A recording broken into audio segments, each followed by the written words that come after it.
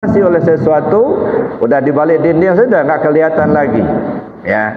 Tetapi orang-orang tasawuf yang memang Allah bukakan kasabnya, ya, Allah bukakan dinding gaibnya, jangankan sebalik dinding, sebalik pulau bisa ketahuan. Ya, sekarang dibuktikan Pak, ilmu seperti itu. Pernah Pak ngobrol sama kawan kita di Mekah? Ada Pak Suladia? Ada. Bisa kan? Bisa. Pakai apa? Pakai HP. Ya. Pakai HP. Assalamualaikum, waalaikumsalam. Apa kabar? Sehat? Nah, lalu ada Pak Bu nanya, siapa Bu ya? Pak Suryadi. Nah, berubah Pak Suryadi itu. Apa berubahnya? Sudah jadi segi 4 kecil. Nah, Allah. Siapa? Pak Suryadi. Nah, Suryadi. Udah berubah Suryadinya dah. Jadi artinya bikinan manusia saja bisa seperti, apalagi Allah begitu. Nah, jadi artinya jangan dipahami bahwa kalau belajar tasawuf itu akan menjadi tidak normal, bukan negatif, tetapi di luar batas normal. Kalau normal saya nggak tahu apa isi hati Pak Suryadi itu. Nggak tahu saya, itu normal. Tapi bagi mereka yang dibukakan Allah dinding gaibnya, dia ngedengar apa kata Pak Suryadi itu. Kata, benar juga ya, kata Pak Suryadi dalam hatinya itu ya. Nah, tapi kan dia nggak bersuara. Jadi itu artinya di luar batas normal. Jadi jangan dipahami kalau Imam Syafi'i itu orang anti tasawuf, justru dia seorang sufi. Nah, begitu juga hayat. Hayat itu hidup. Ada nggak sifat hayat pada kita? Nyatanya ada. Dulu kita kecil, menjadi besar, menjadi dewasa, menjadi tua. Gitu. Ya, dulu kita ya ngangkat barang, ya kuat. Ya, sekarang sudah nggak kuat lagi. Jangankan angkat barang, duduk aja sudah ngunjur-ngunjur kena semurat. Dulu masih kuat dulu, ya. Jadi artinya ada perubahan-perubahan buktinya. Sama mendengar. Apakah kita punya sama? Ada. Basar, apakah ada basar sama kita? Ada. Kalam, apakah kita bisa ngomong? Ada. Semuanya itu pancaran daripada sifat Allah. Jadi tidak usah kita bertanya sama orang lain apa Allah itu hidup apa enggak ya. Nah, tanya aja sendiri-sendiri, dirimu hidup apa enggak gitu. Itu jadi sifat ani itu yang sifat yang melekat pada zat.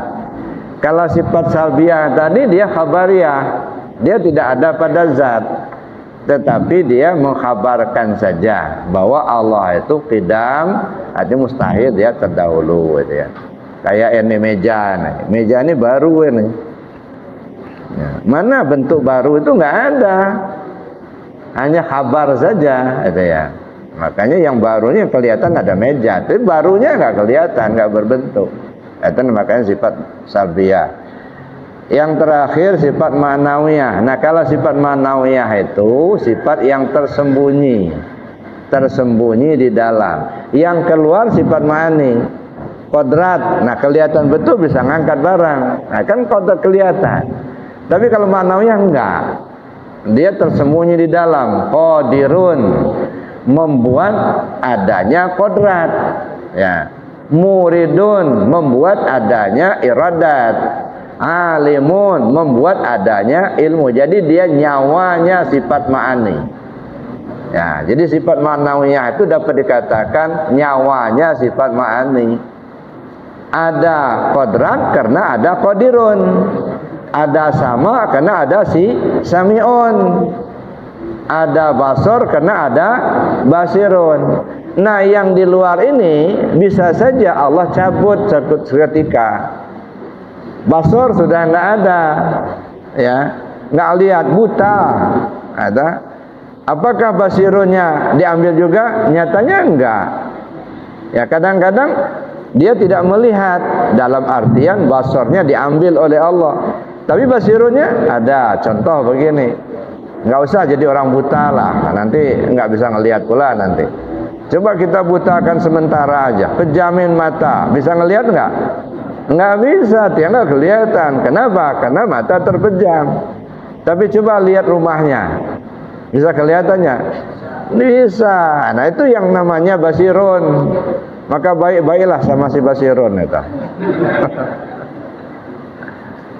Nah, jadi begitu juga misalnya sama itu bisa saja dicabut oleh Allah dari kita lah.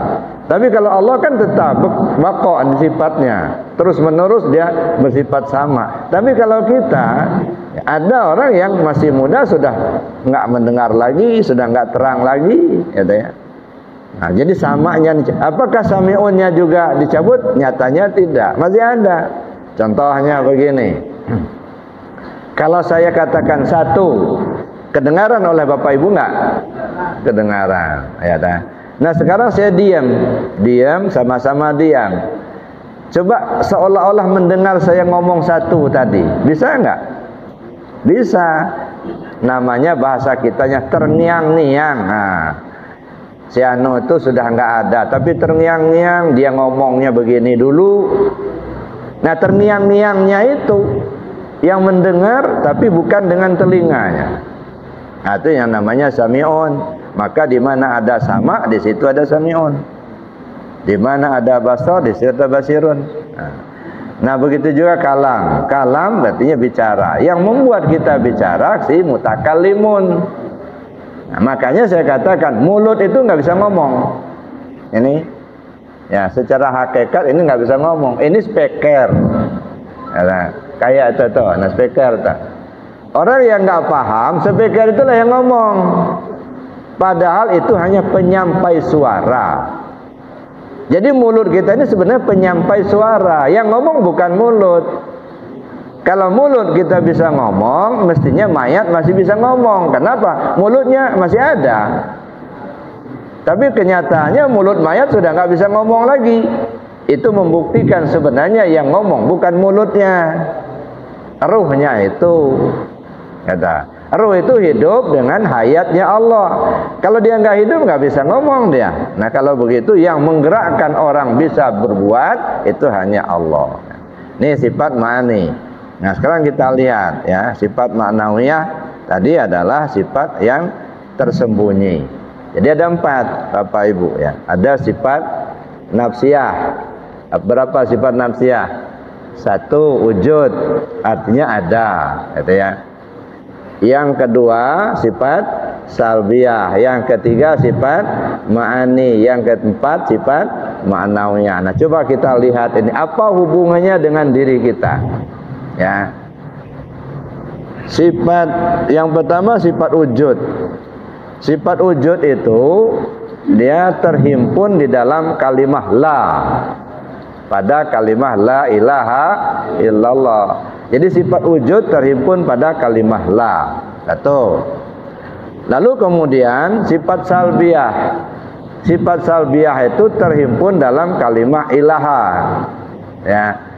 Qidam, baqa, mukhalafah lil hawadis, qiyamu ta'ala bin nafsi dan wahdaniyat. Nah, jadi sifat salbiyah ya menghimpun ya 5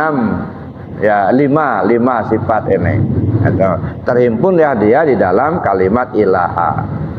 Kemudian sifat ma'ani ada 7, qadrat, iradat, ilmu, hayat sama basar kalam. Ya, terhimpunlah dia di dalam kalimat illah. Sedangkan sifat ma'nawiyah terhimpun di dalam kalimat lafaz jalalah Allah.